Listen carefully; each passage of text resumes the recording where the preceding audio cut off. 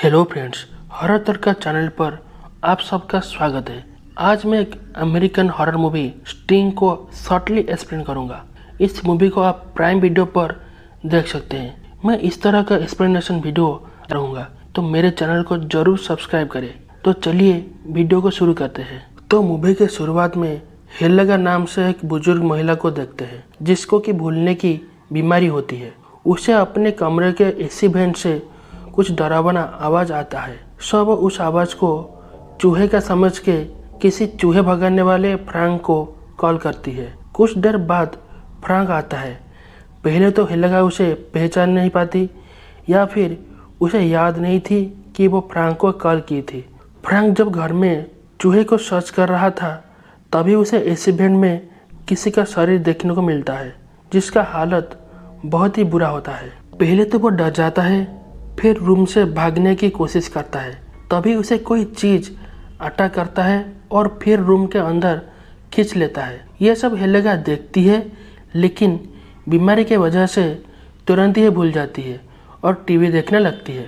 अब कहानी 4 दिन पहले की दिखाती है। हम देखते हैं कि स्पेस से कोई एक चमकीला चीज़ आके एक अपार्टमेंट के अंदर एक डॉल हाउस में लैंड करती है। उस अपार्टमेंट की हालत बहुत ही बुरा होता है। अब हम उस चमकीला चीज से एक मकड़ी को बाहर निकलते हुए देखते हैं। तभी उसी रूम में एक 12 साल की लड़की आती है, जिसका नाम शार्लेट होती है। वो उस अपार्टमेंट में अपनी step dad Ethan, mother Heather और छोटा भाई लियाम के साथ रहती है। हेलेगा उसकी ग्रैंडमदर थी और गुंतुर उसकी बड़ी चाची होती है। उस अपार्टमेंट में एक बायोलॉजी स्टूडेंट एरिक और एक औरत मारिया भी रहती थी। शार्लेट उस एसी वेंट से हर जगह आती जाती रहती थी। उस दिन वो अपनी चाची गुंतर के डॉल हाउस से डॉल चुराने के लिए गई थी, तो उसे वहाँ वो मकड़ी मिलती है। तो वो उसे एक मैचेस के बॉक्स में डाल के अपने पास ही रख लेती है। गुंतर थोड़ा खड़ूस टाइप की लेडी थी, तो वो अपने डॉल को ना पाके इथेन से शार्लेट की शिकायत करती है। शार्लेट एसी वेंट के ओपनिंग से देख लेती है, तो वो इथेन को उसके कमरे में आने के पहले से ही वहाँ आ जाती है। इथेन के रूम से जाने के बाद शार्लेट उसे मकड़ी को एक ग्लास के जार में आज पेट रख लेती है और उसके नाम स्टिंग रखती है। शार्लेट अब उसे एक कॉकरोच खाने देती है, जिससे वो सडनली झपट लेती है। ये शार्लेट को बहुत ही कूल लगती है। इथेन उस अपार्टमेंट का सुपरवाइजर था, तो हमेशा वो कुछ ना कुछ काम करता रहता था। उसी रात को जब शार्लेट सो रही होती है, तब स्टिंग जार के ढक्कन खोल के बाहर निकल जाता है। वो गुंतर के रूम में जाती है, जहां वो गुंतर के पेट पैरेट को बेरहम से ख़त्म कर देती है और वापस आ जाती है। गुंतर सुबह अपनी पैरेट को इसी हालत में देख के गुस्सा होती है और इथेन को फ्रैंक को बुलाने के लिए बोलती है। उन्हें लग रहा था कि यह सब चूहों का किया धरा है।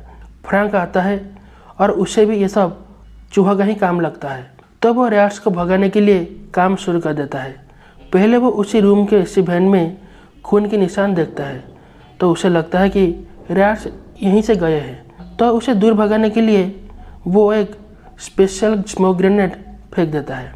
दूसरी तरफ शार्लेट को पता चलता है कि स्टिंग साउंड मिमिक कर सकती है और ये भी जानने को पाती है कि मौत बॉल से स्टिंग के वेब्स को नष्ट किया जा सकता है और स्टिंग को भी दर्द पहुंचाया जा सकता है। फ्रैंक शार्लेट के रूम में रैट भगाने के वक्त शार्लेट के हाथ में उसके पेट स्पाइडर स्टिंग को देखता है। फ्रैंक बोलता है कि कुत्ते या बिल्ली रख लेती, spider as a pet dangerous हो सकता है। फ्रैंक अब अपने काम खत्म करके लौट जाता है। शार्लेट अब स्टिंग को ज़्यादा कॉकरोच खाने देती है, जिससे वो एक ही झटके में खा लेती है। शार्लेट फील्स की अब स्टिंग की भूख बढ़ती जा रही है।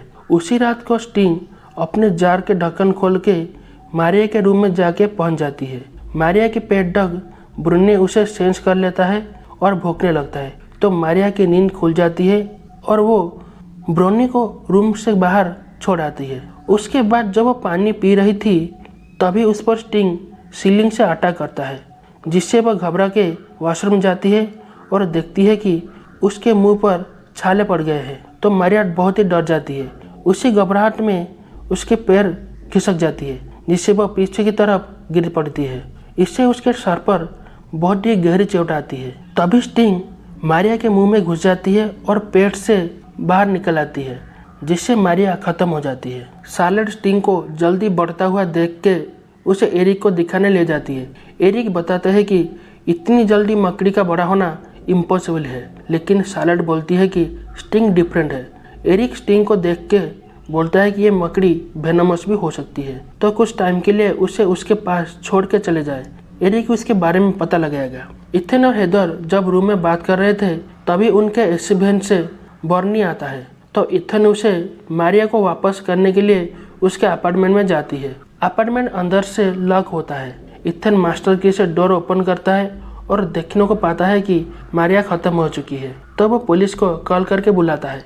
जब पुलिस इथेन से पूछताछ कर रहा था तभी उसे एरिक का कॉल आता है। एरिक का कंप्लेंट की वजह से वो स्टिंग को बाहर छोड़ने का फैसला लेता है। घर पर शार्लेट को इस बारे में कॉन्फ्रंट कर रहा था, तभी दोनों के बीच में शार्लेट के बायोलॉजिकल फादर के लेके बहस छिड़ जाती है, जिससे गुस्सा होकर शार्लेट एरिक के पास जाती है। वहाँ एरिक के पास स्टिंग नहीं होता, तो वो गुस्सा होकर वापस रूम में आ जाती है। थर्ड नाइट को हम देखते हैं कि स्टिंग एरिक के फिश टैंक से सारे फिश को खाकर बहुत ही बड़ी हो गई थी। अब वो गुंतुर की पेट कैट को भी खत्म कर देती है। तभी गुंतुर को अपने कैट की आवाज एसी वैन से आती है, जिसे स्टिंग ही निकल रही थी, तो गुंतुर उसे ढूंढते हुए एसी वैन में टॉर्च लेके घुस जाती है। उसी टाइम स्टिंग उस पर हमला करके उसे भी खत्म कर देती है। दूसरी तरफ जब इथन टीवी को ठीक कर रहा था तभी उसे इलेक्ट्रिक शॉक लगता है, जिससे वो गुस्सा होके टीवी को ही तोड़ देता है। इसके वजह से अब हेदर और इथन के बीच बहस छिड़ जाती है, तो उसे इग्नोर करने के लिए शार्लेट अपने हेडफोन लगा लेती है और वीडियो देखने लगती है। तभी वहाँ पर स्टिंग आती है, जो कि कुछ बहुत ही बड़ा हो गई थी, और वो दोनों पर अटैक कर देती है और धीरे धीरे घसीटते हुए एसी वैन में ले जाती है। लेकिन शार्लेट को कुछ भी सुनाई नहीं देता है, क्योंकि वो हेडफोन लगाई थी। कुछ टाइम बाद जब वो अपनी मॉम को पुकार रही थी तभी उसे वैन से कुछ आवाज़ सुनाई देती है और वो जान जाती है कि ये आवाज़ स्टिंग की है। उस टाइम तक स्टिंग लियाम को भी अपने साथ ले गई थी। अब वहाँ जितने भी मॉथबॉल्स थे उसे ग्राइंड करके पानी में मिला देती है और वाटर गन रेडी करती है। वो उस एसी वैन में से जाके पहले एरिक के रूम में निकलती है। वहाँ वो एरिक को ख़त्म हुआ देख के डर जाती है। अब वो एसी वैन से हेलेगा के रूम में जाती है। हेलेगा के रूम में जितने भी मॉथबॉल्स थे उसे वो और कुछ पानी के बोतल रेडी करती है और हेलेगा को पुलिस को बुलाने के लिए बोल के बाहर निकल जाती है। अब वो खुद के ऊपर सेफ्टी के लिए वो पानी डालती है। तभी उसे पास ही के एसी वैन से इथन का आवाज़ सुनाई देता है, तो वो इथन के पास जाती है और उसे जिंदा पाके खुश होती है। फिर मॉथबॉल वाटर से उसे छोड़ा लेती है। दूसरी तरफ हेलेगा पुलिस के जगह फ्रैंक को रैट्स भगाने के लिए कॉल करती है। यह वो सीन था जहाँ मूवी शुरू हुई थी। अब शार्लेट और इथन स्टिंग से बचते हुए जाके बेसमेंट में गिरते हैं। वहाँ अब स्टिंग शार्लेट को लेने आती है, तभी इथन उस पर मॉथबॉल वाटर डाल के उसे दूर भगा देता है। उसी टाइम फ्रैंक भी नीचे गिरता है। उसे स्टिंग के बारे में पता चलता है, जिससे वह पागल हो जाता है। अब वो अपने नेल गन से हर जगह स्टिंग के ऊपर फायर करता है। तो होता यह है कि वहाँ पर जो फायर सेफ्टी के लिए पानी का कनेक्शन था उनका भाल्व टूट जाता है, जिससे तीनों पानी में भीग जाते हैं। इथेन और शार्लेट मॉथबॉल वाटर से साफ हो जाते हैं। तभी वहाँ पर स्टिंग आती है और फ्रैंक को खत्म कर देती है। अब इथेन और शार्लेट खुद को बचाने के लिए और स्टिंग को मारने के लिए वहाँ पर रखा हुआ एक एसी कंटेनर में घुस जाते हैं, जहाँ एक बड़ा ब्लेड का डोर होता है। उसके अंदर दोनों हेदर और लियाम को भी जाल में फंसा हुआ पाते हैं। जो उनके पास आखिरी मॉथबॉल वाटर बोतल था उसे वो उस दोनों को जाल से मुक्त कर देते हैं। अब उसके अंदर स्टिंग घुसने की कोशिश कर तभी रिमोट स्विच से उस ब्लेड वाले डोर को बंद करने की कोशिश इथन करता है, लेकिन पावर प्लग डिस्कनेक्टेड होता है, तो इथन उसे कर्नर से हाथ फंसा के लगाने की कोशिश करता है। तभी शार्लेट एक प्लास्टिक पीस से स्टिंग को अंदर आने से रोकने की कोशिश करती है। इथन प्लग लगाने में सफल होता है, लेकिन गीला होने की वजह से उसे इलेक्ट्रिक शॉक लगता है, जिससे वो बेहोश हो जाता है। ये देख के शार्लेट अब ठीक टाइम पर उस स्विच को दबा देती है। होता यह है कि स्टिंग वहीं पर खत्म हो जाती है। अब हेदर इथन को उस चैम्बर से बाहर निकालकर सीपीआर देती है, जिससे इथन बच जाता है। अब सब खुश होते हैं और शार्लेट और इथन के बीच में सब ठीक हो जाता है। तभी उसके पास में ही हम देखते हैं कि स्टिंग ने कुछ अंडे दिए थे, जिसमें से एक एग हैच होके उसमें से मकड़ी निकलती है और मूवी खत्म। मिड क्रेडिट सीन में हम बॉर्नी को जिंदा देखते हैं और एक क्रेडिट सीन में हेलेगा किसी को सी करके रोकता है। मतलब इस मूवी का सीक्वल भी आ सकती है। Thanks for watching.